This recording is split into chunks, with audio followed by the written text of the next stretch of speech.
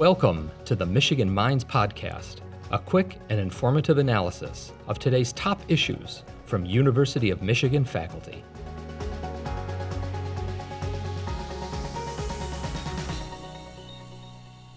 Broadly, I'm interested in contentious politics and political conflict and violence.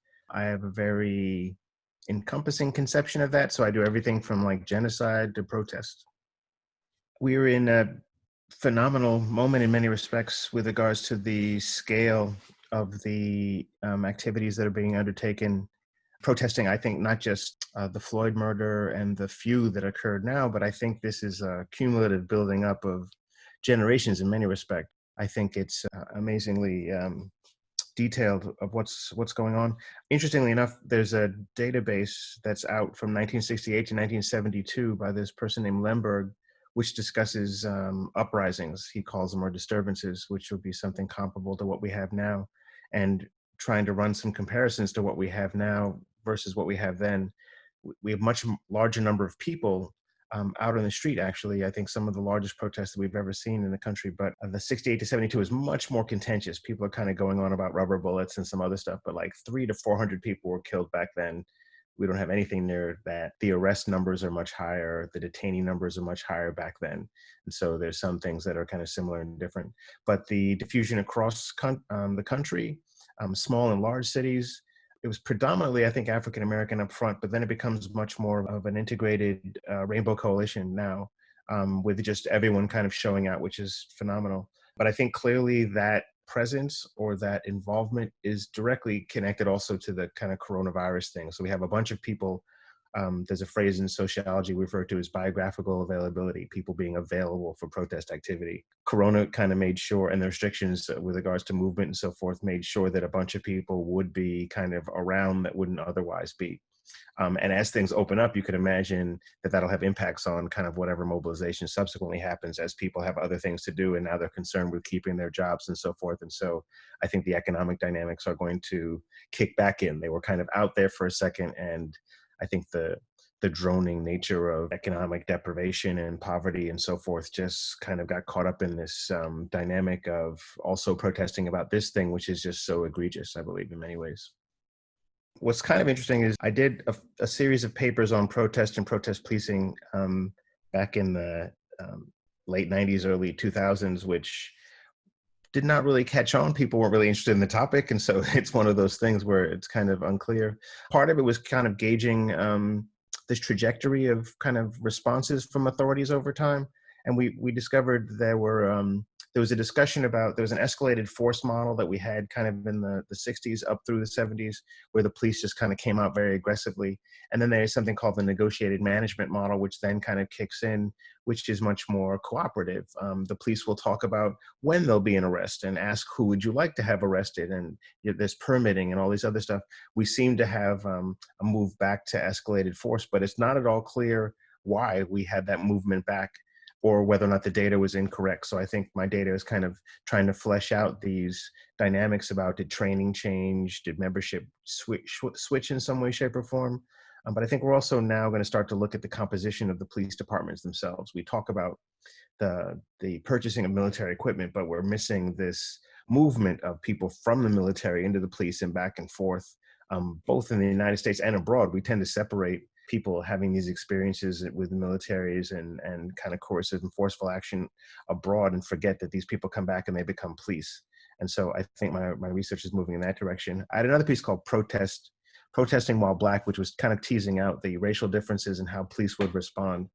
And so our research found, we looked at like 15,000 protest events from 1960 to 1990, and we looked at a variety of different things that police could do. And we found that for a certain time period, during a large wave of Black protest, actually, the police, it wasn't even close. They were responding in ways that they would never respond to white audiences. But after a certain time period, there's no racial difference whatsoever. What's interesting, what we see with the kind of recent protest wave, however, is clear differential with regards to how Black protests are treated. And then that aggressiveness, it gets carried over as whites are entering these domains. You would expect in many respects that the police would not be shooting white or Latino people in the face with tear gas or rubber bullets or any of this, but it's kind of like there's a conflation, and so it's kind of like protesting white or black, you're going to be mistreated in the current period, and so the research was kind of moving in that direction, but had not gone that far. I think the research also speaks to the issue of what reforms might potentially work because people seem to be in that space. Like, how can we stop this? And what's kind of, I think, missing from current discussions is we're not really dealing with discretionary power. So a police officer and a civilian in the street environment, the police officer is able to have tremendous amounts of latitude with regards to how they interpret what's going on, and then they decide what they want to do. And none of the reforms being discussed are really speaking to that particular core element of the interaction, or neither is civilian oversight being discussed either, which is kind of interesting. It's about weapons, it's about prosecution, it's about trying to get the police to give up information, which they really have no incentive to give up. But civilians are kind of out of the discussion, which I find to be problematic. And as we think about democratic processes, it seems really weird where we're kind of letting politicians, police officers, and a police union basically determine what the debate is going to be and what legislation is possible. And citizens are kind of sitting on the outside, and the only thing that they're supposedly able to do is protest, which seems to be rather weird. And so I think there's something to be said about expanding our conception of democracy and democratic participation, which my research would kind of lead us towards. This is, I think, one of my biggest frustrations with regards to coverage right now. I mean, so all the action or all the coverage seems to be about some protesters on one side and some police on the other. And everything that's kind of forgotten is, okay, so why are they out there? Well, they're out there because of some specific police citizen interaction. I'm like, okay, so why did that happen? And it's so this, not an infinite regress, but we have this regression back to, well, because we have economic inequality. And as a society, we've decided that we're going to let some people not do well in the economy and not do anything for them. And because they might be upset or engaging in certain activities that fall from that condition, we're going to police them a little bit more aggressively than everybody else. And so rather than address economic inequality and distributional issues, we're paying attention to this coercion and force, and we're missing this underlying structural thing. What things like uprisings remind us is like, you're missing something. Something's not in the current discussion. Something is not within the policy debates. This is what you're missing, and we are the people suffering from it. So uprisings in many respects are a call to the rest of the political system to function. But rather than view it as kind of outside of the conventional repertoire of political activities, we need to see democratic participation for what it is. This is another form of democratic participation, and the folks just had no other venue for getting it in. But you'll notice how quickly everything happens, right? It's just like, okay, now we're discussing defunding. Now we're discussing abolition. I mean, who thought that we would be talking about that in the United States? And so all these things seem to be coming on the heels of these protest activities. And this is kind of where things get complex, right? So the articulation of exactly what the problem is not really the best, I would argue, with the organizations that are present. Black Lives Matter is interesting. They do important work. I don't know that they should be the main theorists for bringing about how to resolve the problem. And that's actually a larger discussion. Like, who should be part of that particular discussion? What work should we draw upon? What examples should we be looking towards? Should we be looking to 68? Should we be looking to 1935? Should we be looking to the early 1800s? What should we be looking towards for a solution? And I don't think Black Lives Matter is the group to do that. Nor should they. I think this is a broader issue. How do we deal with police force and coercion in modern society? I think that's a huge issue. But the issue of inequality gets us to why the police are being used in the way that they are, and what should or could be done about it. I think what's happened in many respects, and this is, I think political scientists are just as much to blame as anybody else about this. We get focused on elections, which are periodic, and then we forget things like petitions and boycotts and protests and lawsuits and lobbying. I mean, all these are different forms of participating in the polity. I think they fit together seamlessly for those that are effective. For those that are not effective, they might look at one and be like, "Oh, where'd this come from?" Or let's wait for 4 years from now. There's a constant element to political life in many respects that we need to kind of be better at integrating. I mean, so I think the social movements serve a role for getting things on an agenda, but then policymakers, lawmakers, and lobbyists are going to take over. And then there's going to be lawyers and investigative journalists and other types of monitoring that's going to take place. And citizens need to be more aware of the different ways that they need to participate. And so I think it's only from having all that come together that'll be important. What's intriguing is everyone would think that, oh, this is really bad right now. And so that's going to reflect itself in the election. There was an interesting book by this guy, Bing Powell, that elections as instruments of democracy. And he talks about the fact that by the time someone gets to the ballot box, what they remember is very limited. And thus, what's useful for educators or journalists or other people is to remind people of what happened from the last time you voted to this time period, and get people to think about what really matters to them, because we're not really good about that. The trends that we're paying attention to are kind of limited, and I think everyone could be better educated on that particular point. What's useful is, so we forget that the media is all about what's current and what's an event, and they're not really good with structure.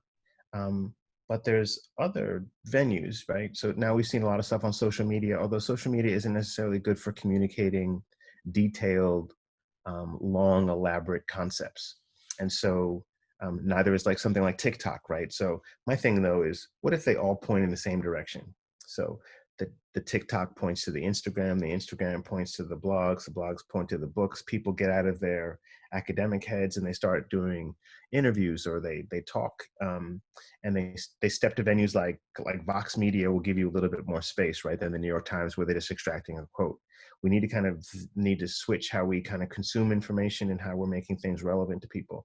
I mean, you have athletes that are stepping forward to do some stuff now. I definitely don't want to rely upon them or Hollywood to do it, but we also have the new phenomenon I find fascinating is mutual aid organizations. We have people just showing up for other people with no other motive other than to help. And that needs to be incorporated into our repertoire of how we think about participation and people interacting with one another. And if we can get to that sense of empathy meets action, meets awareness, and make that hip and interesting, so as things open back up and we're not kind of forgetting, and then even if things close back down again, we're running a kind of a cumulative evaluation of how well our lives are going. And we need to kind of keep that around and along, as opposed to having the kind of focus on the present, focus on the moment. And I don't think we've been especially good about this cumulative element of our understanding of how things are going and what is actually potentially in our best interest. Social movements are not a cure-all for everything. And in fact, there's a whole literature on social movement efficacy. And the one thing that they say social movements are good for is raising awareness. That's it. That's where they stop. And so what we think of as one of the more successful social movements, the American Civil Rights Movement, it's like, okay, there's King and the SCLC and SNCC, and they did this phenomenal thing. And then we get the Civil and Voting Rights Act, and then we're done. Clearly, no. And that was one of the most successful movements that we can most think of. And so as long as we understand that social movements play a particular role, but then everybody else is supposed to kick in, then I think that would help to bring about the change that we seek. In certain respects, I would like folks to recontextualize the police in a way. So one, I think it's not a healthy conversation for us just to talk about the police without talking about the military. I think those two go together. And we need to think about what role we want coercion and force to play in our lives as Americans, both here and away. And second, I think we need to kind of remember that the police and the military serve capital. And we kind of forget economic interest, and we kind of forget exactly how that sets the scene and the objectives for what these actors do here and abroad. And so we're kind of like fixated on the police right now. And it's kind of like, okay, that's good. And then we kind of focus on prisons a little bit. That's good. But I'm like, okay, so let's say let's say prisons and police go away. Unless we've done something with the inequities within the society, then these problems will not be resolved, and we'll just have private police and we'll just have private prisons, and then we would have done nothing with the fundamental problem, which I think is inequality.